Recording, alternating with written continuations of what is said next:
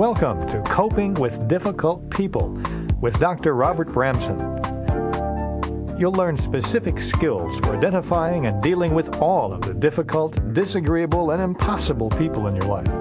You'll learn how to stand up for yourself in the face of accusations and personal attacks, how to deal with know-it-alls, complainers, negativists, and other difficult behavior types. You'll learn how to avoid being overwhelmed by your own anger, fear, and frustration. You'll acquire techniques for dealing with difficult people wherever you encounter them, at work, at home, in the grocery line, at the gym. And in the process, you'll learn how to get your own point across, build your self-esteem, and reclaim your life.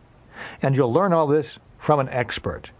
Dr. Robert Bramson is a psychiatrist, a best-selling author, and a leading authority in the prevention and management of difficult and non-productive behavior.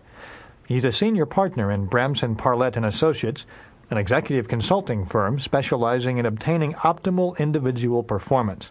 He's studied working groups in over 200 businesses and organizations, and he's observed and worked with hundreds of people about dealing with troublesome behaviors wherever they occur.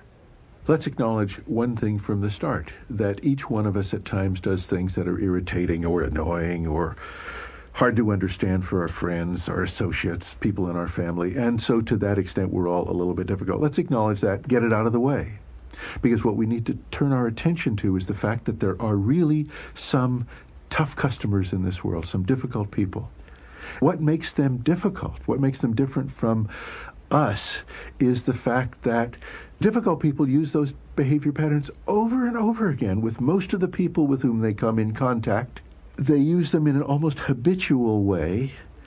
They put the targets of their difficult behavior at a disadvantage all the time. They demotivate people. They disrupt situations. They keep people from being productive. They undermine other people's self-esteem. They're impossible people.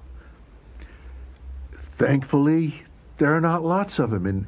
In a typical work group, you're likely to find less than 10% of those people being really tough, difficult people, capital D, capital P. But those tough, difficult people cause at least 50% of the stress, of the lack of productivity, of the demotivation that are in that work group. They undermine the efforts of the other people. The work, it becomes drudgery. They make it so that the work is twice as difficult to get done, because besides dealing with whatever project we're working on, Sample complete. Ready to continue?